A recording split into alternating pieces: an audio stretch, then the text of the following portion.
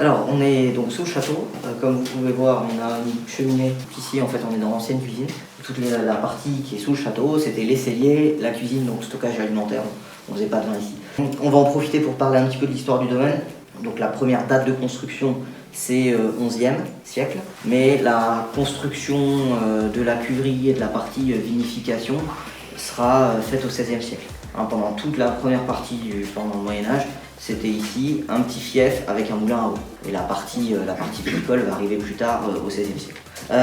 Et depuis le XVIe, on continue à faire du vin ici. Je ne vais pas vous faire tous les propriétaires, sinon on en a pour l'après-midi.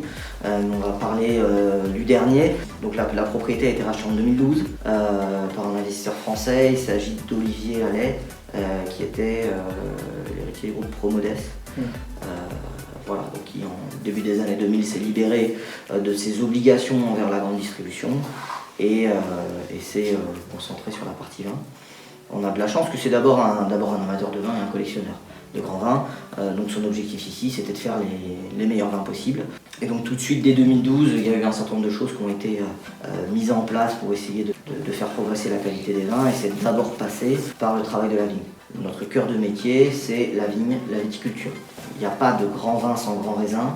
Donc le travail de vigneron, c'est d'abord d'avoir les plus beaux raisins possibles et ensuite d'essayer de les exprimer au travers de la vinification. Mais c'est pas en taillant les oreilles à un âne qu'on en fait un cheval de course.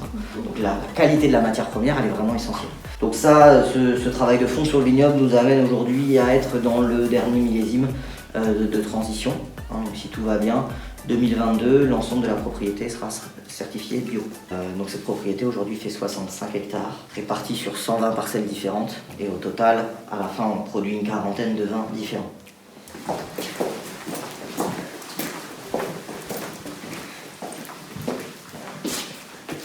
Alors, on va ensuite parler un petit peu d'informations chiffrées. Pour moi, l'information qui est essentielle quand on parle de la Bourgogne, c'est la taille de la production viticole bourguignonne.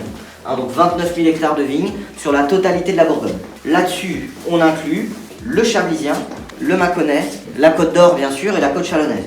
Donc tout ça, ça fait 29 000 hectares. Pour avoir des points de comparaison, le Bordelais, l'ensemble du vignoble bordelais, c'est 110 000 hectares de vignes. Et si on se focalise uniquement sur la Côte d'Or, qui est la région, on va dire, la plus connue internationalement, c'est à peu près 11 000 hectares. Donc entre la Côte d'Or et le Bordelais, on a un rapport de 1 à 10.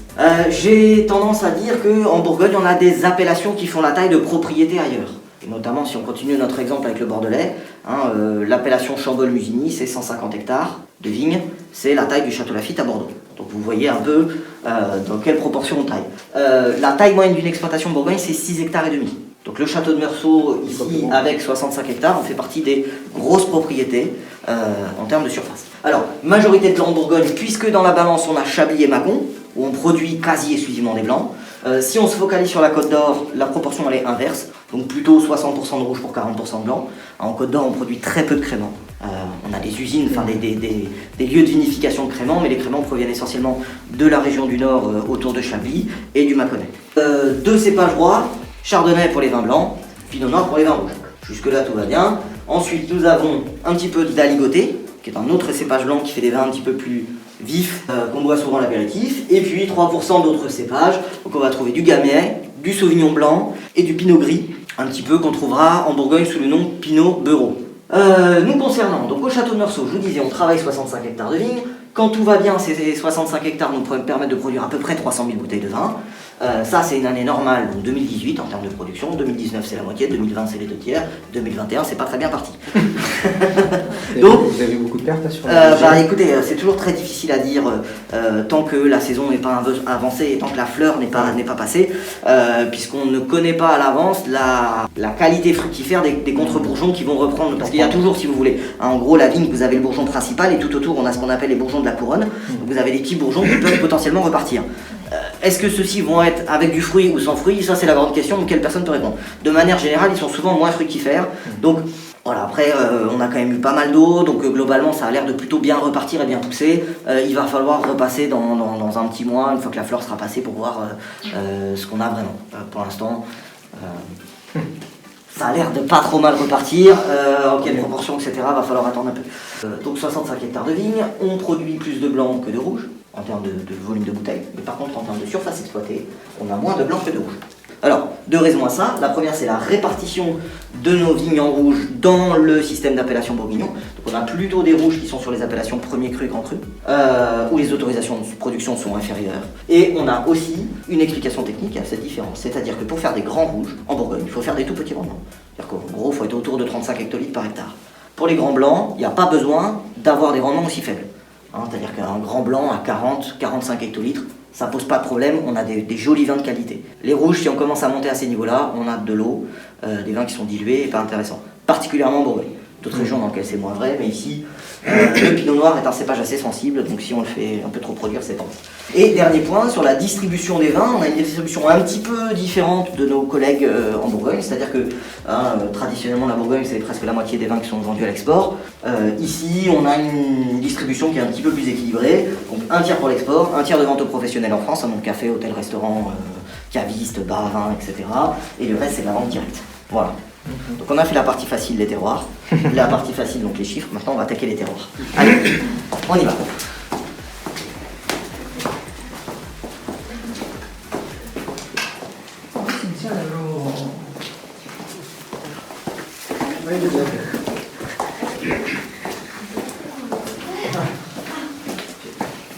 La particularité du vignoble bourguignon, c'est la notion de terroir. Ok ? Ça veut dire quoi un terroir ? En Bourgogne, on peut l'appeler de différentes manières, hein, terroir, parcelle, climat, c'est un peu la même idée derrière. Concrètement, ça veut dire quoi? Ça veut dire un bout de terrain délimité, donc par exemple, là je suis en train de vous entourer le Clos des Chênes, sur lequel nous allons trouver un type de sol, une exposition, type de terre, microclimat, et bien sûr la main de l'homme, qui va nous faire un vin particulier avec des caractéristiques propres qui seront différentes des parcelles alentours. Alors, la grande question, c'est comment on en arrive là? On va commencer par faire un peu de géologie. Ici, il y a 130 millions d'années, on avait une mer, un climat tropical. La mer sédimente, et ces différentes sédimentations, avec le temps, vont calcifier et former différentes couches de calcaire. Jusque-là, tout va bien. Donc on a un grand plateau calcaire qui va globalement presque jusqu'aux Alpes, et jusqu'au Morvan de l'autre côté. Et au moment où les Alpes se lèvent, ça vient casser la couche sédimentaire, et en gros, on a nos différentes couches de calcaire qui se rendent disponibles. Ça forme une espèce de falaise. Donc ça, c'est dans un monde idéal, ça n'existe pas. Des fois, ça tourne dans ce sens-là, des fois, ça tourne dans l'autre, des fois, ça plie comme ça. Bref, vous avez compris l'idée. On va avoir différentes couches de calcaire disponibles. Là-dessus, on ajoute quelques millions d'années d'érosion, des glaciations, des déglaciations, etc. Ça va venir écrouler notre falaise, donc on a des éboulis calcaires. Et l'eau, en ravinant, va nous creuser les différentes petites vallées que vous voyez un petit peu partout. En Bourgogne, on appelle ça une combe. Et ça nous fait des entrées d'air, des entrées de fraîcheur, des entrées d'eau également. Et bien sûr, le coteau n'est pas linéaire. Comme vous pouvez l'observer, hein, vous avez des petites circonvolutions un petit peu partout. Donc en fonction de l'endroit où on se trouve, l'exposition varie. Donc on a sous-sol différent, terre différente et exposition différente également, avec par exemple la colline de Corton ici, où si vous vous placez ici, vous avez quasiment une exposition plein ouest, donc avec plutôt de lumière en fin de journée. Ici, vous avez une exposition sud-est, puis là vous êtes plus est, et puis si vous repartez un peu, donc voilà. Donc ça vous fait des différentes expositions. Vous ajoutez à ça l'ensemble des autres différences dont on a parlé, vous commencez à comprendre pourquoi sur une si petite région on a autant de vins différents. Et en plus, on utilise du chardonnay, du pinot noir, donc deux médias pour exprimer le terroir. Ça rend quand même beaucoup plus facile la lecture entre les terroirs. Hein. Quand on commence à assembler, à utiliser différents cépages, etc., ben la notion de terroir, elle passe un peu en retrait. Donc ça c'est pour la formation de mon terroir. Maintenant on va parler du découpage parcellaire. Alors le travail du coteau en Bourgogne va démarrer au XIe siècle avec l'arrivée de deux grandes abbayes ici dans la région. Hein. Donc on a d'abord Cluny un peu au sud, autour de pas très loin de Mâcon, et puis on a Cîteaux qui est un petit peu plus dans la plaine.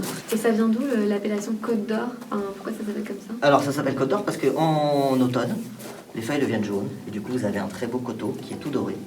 Voilà, donc Côte d'Or. Okay. Maintenant, on va parler de la classification bourguignonne. Alors, en Bourgogne, c'est le terroir qui est classé, pas le faiseur. C'est-à-dire que peu importe d'où vous venez, ce que vous faites, etc., si demain vous achetez un bout de terrain qui est classé en premier cru, si vous respectez le cahier des charges, bien sûr, vous pourrez faire un premier cru. À la différence de Bordeaux, par exemple, où vous avez des crus classés, donc c'est le faiseur qui détient la classification. Voilà, par exemple, on parlait tout à l'heure de Lafite. Oui. Lafite est un premier grand cru classé sur la commune de Pauillac. Oui. Donc ça veut dire que si demain, le château Lafite rachète des terrains à Pauillac, ça peut devenir un premier grand cru classé. D'accord. Alors que ici, on s'appelle le château de Meursault, domaine Tartampion, ou vous-même, vous achetez un bout de terrain en pommard premier cru, vous ferez du pommard premier cru comme le voisin. Alors que c'est pas parce qu'on s'appelle le château de Meursault qu'on peut produire des premiers crus ou des grands crus. Donc 4 niveaux de classification pour la Bourgogne. Premier niveau de classification, Bourgogne, régional. Deuxième niveau de classification, village. Troisième niveau d'appellation, premier cru. Et au sommet de la hiérarchie, grand cru. Pour faire simple, quand vous prenez notre fameuse route là, la M74 maintenant, 974, que vous descendez vers le sud, pour faire simple, tout ce qui est dans la plaine, sur la gauche, c'est des appellations Bourgogne, régionales. Donc ça, c'est le même niveau que Côte-du-Rhône, Bordeaux, Languedoc, régional. Dès qu'on va commencer à attaquer le coteau, on va avoir ce qu'on appelle les crus. Donc, appellation village, premier cru, grand cru. Plutôt situé sur le piémont du coteau, en rose clair, là, on a les appellations village. Beaune, Pommard, Volnay, Meursault, etc. Qui vont se situer sur le piémont du coteau et sur la partie haute. Vous voyez, en rose clair. Pour les appellations qui sont plus connues pour faire des blancs, c'est en vert. Mais globalement, c'est le même niveau d'appellation. Ensuite, on trouve à mi-pente les crus les plus prestigieux, les plus intéressants. Donc on va trouver en saumon les premiers crus pour les villages qui sont plutôt connus pour faire des rouges, ici, et en jaune, les premiers crus plutôt en blanc. Au sommet de la hiérarchie, les grands crus. Alors là, on n'a que la côte de Beaune, on n'a pas la côte de Nuit, puisqu'on ne produit que des vins de la côte de Beaune. Vous avez donc le Montrachet ici, on va trouver uniquement des vins blancs, et la colline de Corpon, sur lequel on va trouver des blancs et des rouges. Vous avez observé que mes meilleures parcelles se situent plutôt à la moitié du coteau. Alors là, les raisons sont assez simples, c'est du bon sens paysan. Mon coteau, c'est ça. Ma main, c'est le soleil. La distance la plus courte, milieu du coteau. Donc c'est là où on a la meilleure exposition, donc les meilleures maturités. Deuxième raison, c'est la quantité de terre disponible. Si je caricature et que j'imagine que ma couche de calcaire, elle est parfaitement linéaire comme ça, ce qui n'est pas le cas, mais pour vous expliquer, ma couche de terre, elle fait quelque chose comme ça. En gros, plus je descends du coteau, plus je vais avoir de terre disponible. Et finalement, la partie la plus intéressante, c'est mi-pente, parce qu'en gros, on a entre 30 cm de terre et 1 mètre de terre disponible. Et c'est là où, ici, on trouve le meilleur équilibre. Dernier point, c'est l'approvisionnement en eau. L'eau, elle suit la terre. Donc en haut, ça ravine. On a assez peu de terre, on a peu d'eau. Enfin, quand l'eau, elle tombe, ça ravine tout de suite. Mi-pente, ça reste un petit peu plus longtemps, mais comme on n'a pas trop de terre et pas mal de cailloux, on a un bon drainage. Et plus on va descendre dans le coteau, plus on va avoir de terre disponible et d'humidité. Et comme tout à l'heure, on parlait pour les rouges, de ne pas avoir de trop gros rendement et des conditions trop confortables, sur les bois de coteau, on va avoir des vins qui vont être un peu plus fluides, un peu plus légers.